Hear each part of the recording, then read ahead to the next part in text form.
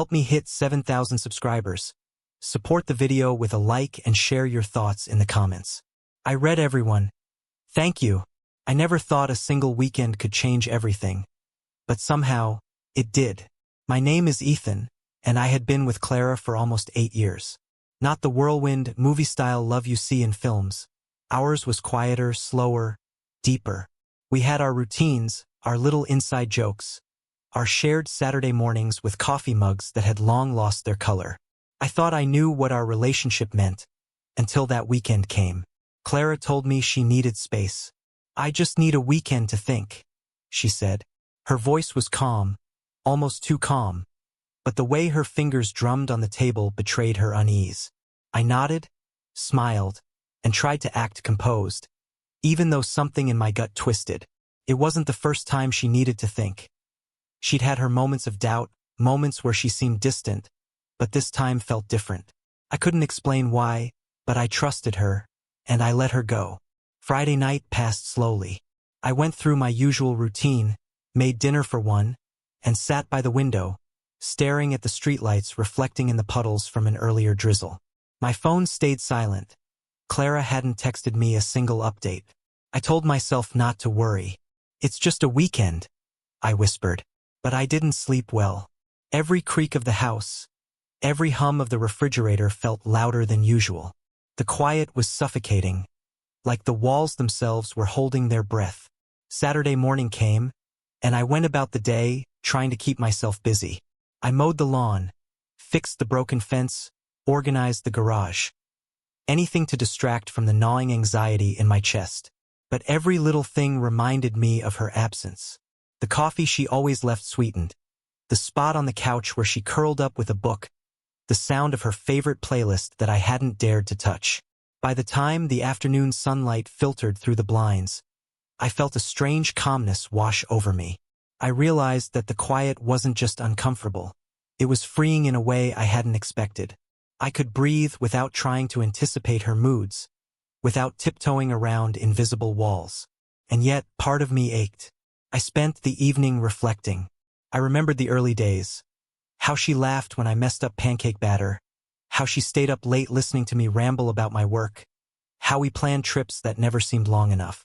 Somewhere along the way, the spark dimmed, replaced by quiet disagreements, silent tension, and long pauses.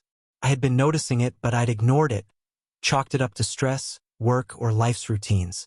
But now, with her absence, the clarity hit me like a wave. I realized that while I had been holding on, she might have been slipping away quietly. By Saturday night, I made a decision. I wasn't going to wait for her to return and force a conversation that might spiral into accusations or tears. No, this wasn't about winning an argument or convincing her to stay. It was about preserving myself. I packed a small bag, a couple of clothes, my wallet, phone charger, and a notebook I never used and left quietly. The street was empty, the air crisp, carrying the faint scent of rain and the distant aroma of night-blooming flowers. I drove to my friend Milo's apartment without a word, knowing that when Clara returned, she would find me gone. No notes, no calls, nothing. Just space for both of us. I spent the night at Milo's, sitting in the dim light of his living room, sipping tea and staring at the blank wall. He didn't ask questions. He knew better. I knew that what I had done would seem extreme, maybe even dramatic, to some people. But I also knew it was the only way to reclaim my sense of self. As I lay on his couch, I thought about the last time Clara had looked at me with genuine warmth. The last time we laughed together without forcing it. And I realized that sometimes love isn't just about holding on. It's about knowing when to step back. Sunday morning came, and with it, a strange sense of peace. I didn't feel triumphant, and I certainly didn't feel regret. I simply felt awake, alert to the reality that life moves in ways we don't always control. I thought about how we had promised forever, how we had built routines, comfort, and small joys, yet how fragile all of it had become. And I wondered if Clara would ever see what I saw, or if she would feel hurt, surprised, confused, or indifferent. But for the first time in months, maybe even years, I didn't let myself dwell on what she thought. I was present with my own thoughts, my own clarity. I kept my phone off most of the day, only checking messages sparingly. Each notification felt like a reminder of the choice I had made. And then, a few hours before she was supposed to return, I allowed myself a small smile. Not for her, not for anyone, but for me. For the first time in a long time, I felt like I had taken control of my life again. I realized that sometimes the hardest decisions are the ones that feel invisible to the people around you, the choices that no one notices but transform everything. If you've ever faced a moment where stepping back was the only way forward, comment below. Your story might help someone else see the clarity they need. When Clara finally pulled into the driveway, the house was empty. She must have noticed immediately, no lights, no car, no sign of me. I imagined the swirl of confusion and surprise crossing her face. I didn't want to be there when she arrived. I wanted the silence to speak louder than any argument ever could. Some might call it dramatic, maybe even cruel, but I knew it was necessary. It wasn't about revenge. It was about boundaries, self-respect, and clarity. I spent the day wandering through the city, walking streets that felt familiar yet strangely different without her by my side. Every corner reminded me of us. The coffee shop where she'd insisted on trying the weirdest pastries, the bookstore where we had spent hours debating over novels, the park where we'd watched sunsets in silence. And yet, the absence of her presence transformed these memories. They weren't painful exactly. They were illuminating. They were proof of the life we had shared, the love we had once nurtured, and the reality that some chapters end without ceremony. By Sunday evening, I was sitting at a small cafe, sipping black coffee, watching the sky fade into shades of orange and violet. My phone buzzed. A message from Clara? "Where are you?" I didn't reply immediately. I let the message linger, feeling the weight of the power that comes from stepping away. For the first time, I felt in control of my own life, rather than reacting to her uncertainty or expectations. The clarity I had found in her absence wasn't cold. It was freeing. It was quiet, yes, but it was mine. I didn't see her for the rest of the day, and when I returned home that night, I made a decision that would define the coming weeks. I wouldn't wait for explanations or apologies. I wouldn't try to force conversations that might spiral into blame. I would live in the space between us, in the clarity that comes from knowing your own worth.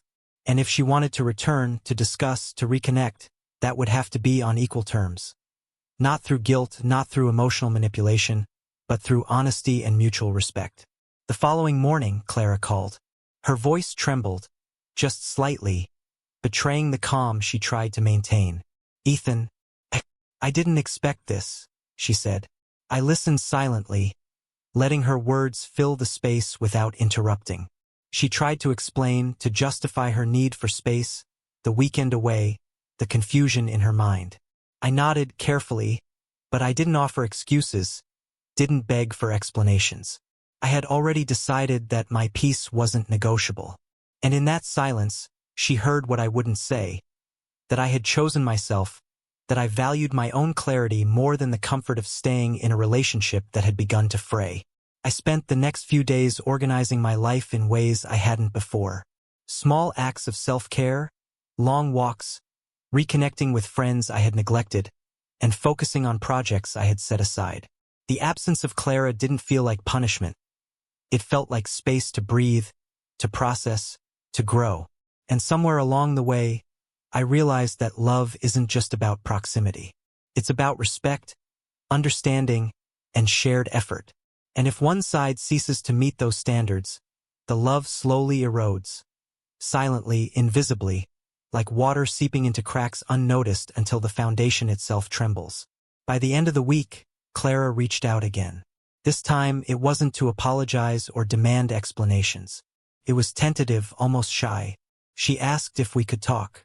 I agreed, not out of desperation, but out of willingness to communicate on my own terms. When we met, I realized something profound. My absence had created clarity for both of us. The silence hadn't been a punishment. It had been a mirror, reflecting the cracks and gaps in our relationship back to us. And while the outcome was uncertain, the journey had already given me something invaluable: awareness, strength, and the quiet realization that stepping back sometimes allows love to be seen for what it truly is. If you've ever had to choose yourself over someone else, share your experience in the comments. Your insight could help someone find courage today. Our conversation was calm, measured, and for the first time, genuine. We didn't fight. We didn't plead. We spoke honestly, acknowledging our faults, our unmet needs, and the love that still lingered, fragile as it was. And then came the decision, not dramatic, not angry, but clear. We needed space. Perhaps forever, perhaps temporarily. The love wasn't gone entirely, but it had transformed, and neither of us could pretend otherwise. And in that moment, I felt a sense of calm I hadn't known in years. Weeks passed, and life resumed its rhythm, but something fundamental had shifted. I was no longer clinging, waiting, or compromising my clarity for comfort. I had reclaimed my peace, and with it, the ability to approach the world and relationships with honesty and self-respect. Clara and I remained connected, but differently. Not as codependent lovers, but as individuals capable of seeing one another without illusion or pretense. If you've ever faced a relationship crossroads, take a moment to reflect. What does self-respect look like for you? Comment below. Your voice matters. In the end, that weekend became a turning point. Not because of dramatic arguments, revelations, or reconciliations, but because it reminded me of a truth I had long forgotten. Love is not possession. It is choice. And sometimes, the most courageous act of love, for yourself or for another, is to step away quietly, giving space for clarity, reflection, and growth. That weekend wasn't an ending. It was a beginning where I finally remembered that my life, my peace, and my worth were mine to claim, silently, steadily, and without apology.